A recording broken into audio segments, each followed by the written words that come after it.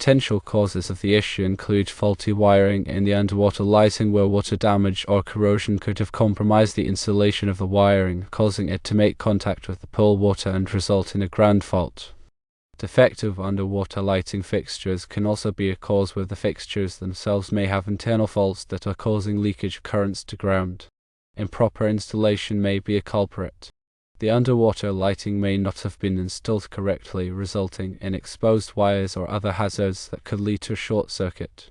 While low voltage lighting such as 12 volts DC is generally considered safer than high voltage lighting such as 120 volts AC, there are still risks associated with any electrical system. It's important to ensure that the low voltage lighting is properly installed and maintained to prevent potential hazards. Troubleshooting and suggestions. Firstly, disconnect the underwater lighting.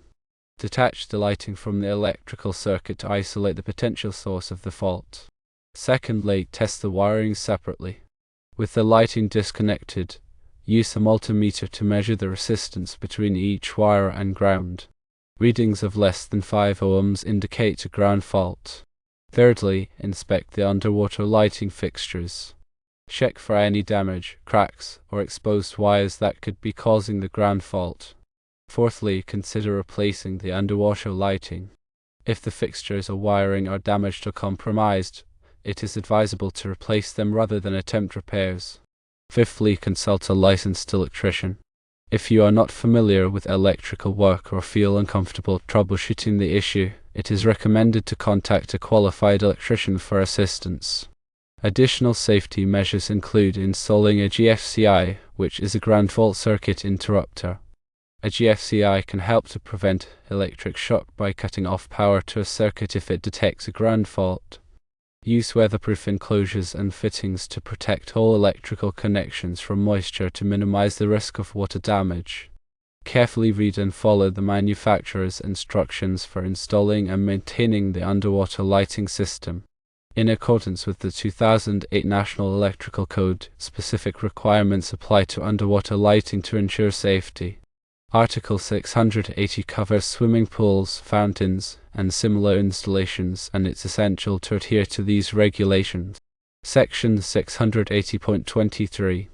The addresses lighting fixtures and specifies requirements for their construction, installation, and submersion depth. For instance, lighting fixtures must be approved for underwater use and installed at least 18 inches below the water level, as per 680.23. The wiring methods for underwater lighting are outlined in 680.25, emphasizing the need for insulated copper conductors and approved wiring methods suitable for wet locations. The grounding requirements, as detailed in 680.26, are critical to prevent electrical shock hazards. All metal parts of the pool structure, including lighting fixtures, must be bonded together and connected to a common grounding electrode system. This bonding ensures that all metal parts are at the same electrical potential, reducing the risk of voltage differences that could cause electric shock. Ground fault circuit interrupters, or GFCIs, are essential for protecting circuit supply in underwater lighting. Section 680.23. A3 mandates that lighting fixtures operating at over 15 volts must be protected by a GFCI. This device detects ground faults and quickly shuts off power to the circuit, preventing electric shock. Regular inspection and maintenance of underwater lighting systems are necessary to ensure continued safety. Check for any signs of damage, corrosion, or water intrusion and address any issues promptly. It is important to verify that all wiring and connections remain secure and properly insulated. If you are unsure about any aspect of underwater lighting installation or maintenance, consult a qualified electrician who is familiar with the 2008 National Electrical Code requirements. Additionally, consider that low-voltage lighting systems, typically operating at 12 volts AC or DC, can offer enhanced safety compared to 120 volts AC systems. However, low-voltage systems must still be installed and maintained correctly to prevent electrical hazards. Ensure that the low-voltage transformer is properly grounded and that all wiring is suitable for wet locations. Always disconnect power to the lighting circuit before performing any inspection, maintenance, or repairs. Verify that the GFCI is functioning correctly by using the test button to ensure it trips the circuit. If the GFCI fails to trip, it should be replaced immediately. When selecting replacement lighting fixtures or components, choose products that are specifically designed and approved for underwater use and comply with applicable safety standards. Be aware of the potential for stray voltage in the pool water. Stray voltage can result from various sources, including faulty wiring, corrosion, or external electrical systems. If you suspect the presence of stray voltage, contact a qualified electrician to investigate and resolve the issue. Proper bonding and grounding, as required by the National Electrical Code, are essential for minimizing the risk of stray voltage. Furthermore, ensure that all electrical equipment near the pool area, such as pumps, filters, and heaters, are properly grounded and protected by GFCIs. Keep electrical cords and equipment away from the pool water to prevent accidental contact. Never use extension cords to power underwater lighting or other pool equipment. Instead, install permanent wiring in receptacles as needed. When replacing underwater lighting fixtures, consider using LED lighting, which is more energy efficient and has a longer lifespan compared to traditional incandescent or halogen bulbs. LED fixtures also generate less heat, reducing the risk of thermal damage to the fixture and surrounding materials. Be sure to select LED fixtures that are specifically designed for underwater use and comply with the applicable safety standards.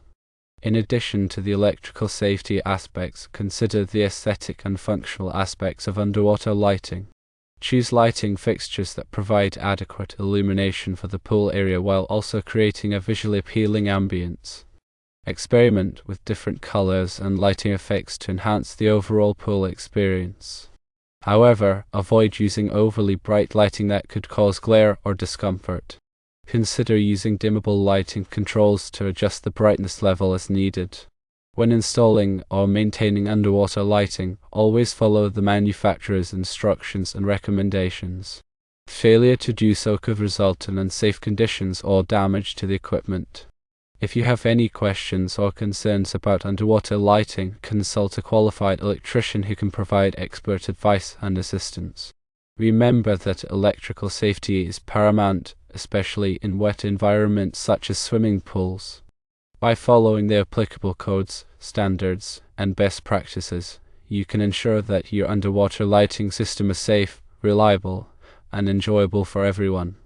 Additionally, regularly inspect the pool area for any potential hazards, such as loose or damaged electrical equipment, and address any issues promptly. Keep the pool area clean and free of debris to prevent accidents and injuries. Educate all pool users about electrical safety and the importance of avoiding contact with electrical equipment near the water.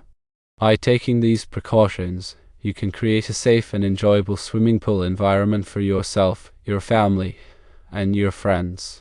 Always remember that electricity and water can be a dangerous combination, so it is essential to exercise caution and follow all safety guidelines.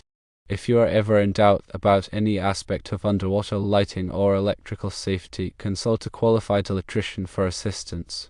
The National Electrical Code, or NEC, is a comprehensive set of standards that governs the safe installation of electrical wiring and equipment in the United States. It is updated every 3 years to reflect the latest technological advancements and safety practices. The NEC is not a law itself, but it is widely adopted by state and local jurisdictions as the basis for their electrical codes. Compliance with the NEC is essential to ensure the safety of people and property. Article 680 of the NEC covers swimming pools, fountains, and similar installations. This article provides specific requirements for the electrical wiring and equipment associated with these installations, including underwater lighting. It is important to consult the latest edition of the NEC and any applicable local codes to ensure compliance.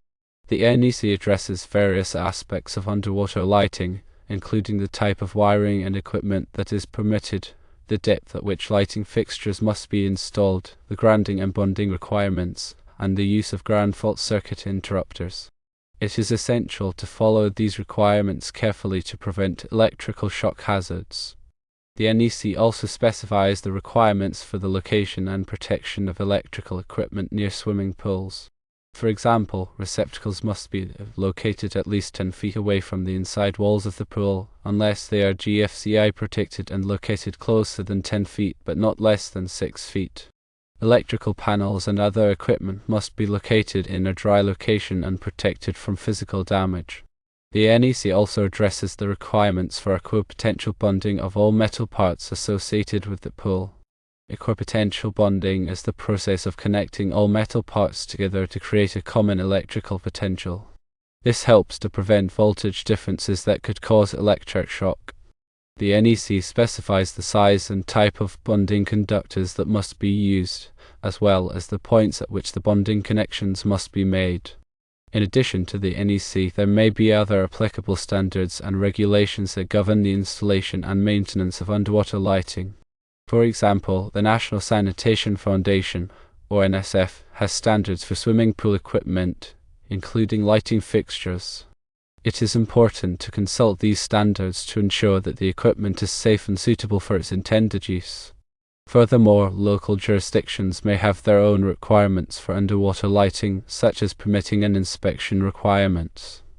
It is important to check with the local building department or electrical inspector to determine the applicable requirements. When selecting underwater lighting equipment, it is important to choose products that are listed and labeled by a recognized testing laboratory, such as Underwriters Laboratories or AL. Listing and labeling indicate that the equipment has been tested and found to comply with the applicable safety standards. It is also important to choose equipment that is suitable for the specific application. For example, if the lighting fixture will be submerged in salt water, it must be made of materials that are resistant to corrosion. When installing underwater lighting, it is important to follow the manufacturer's instructions carefully. The instructions will provide detailed information on how to install the equipment safely and correctly.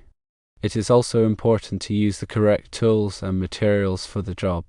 For example, when making electrical connections, use wire connectors that are listed and labeled for use in wet locations.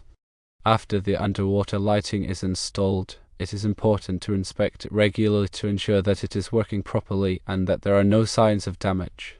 Check the lighting fixtures for cracks, leaks, or corrosion. Also, check the wiring and connections for any loose or damaged wires.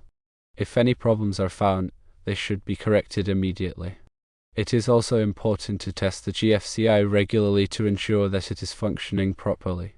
The GFCI can be tested by pressing the test button on the device. If the GFCI trips, it is working properly. If the GFCI does not trip, it should be replaced immediately. Regular maintenance of underwater lighting is essential to ensure its safety and longevity. The maintenance schedule will vary depending on the type of equipment and the environmental conditions. However, some general maintenance tasks include cleaning the lighting fixtures, replacing bulbs, and checking the wiring and connections. It is also important to keep the pool water properly balanced to prevent corrosion of the lighting fixtures and other equipment. By following these guidelines, you can ensure that your underwater lighting system is safe, reliable, and enjoyable for many years to come. Remember that electrical safety is paramount, especially in wet environments such as swimming pools. If you are ever in doubt about any aspect of underwater lighting or electrical safety, consult a qualified electrician for assistance.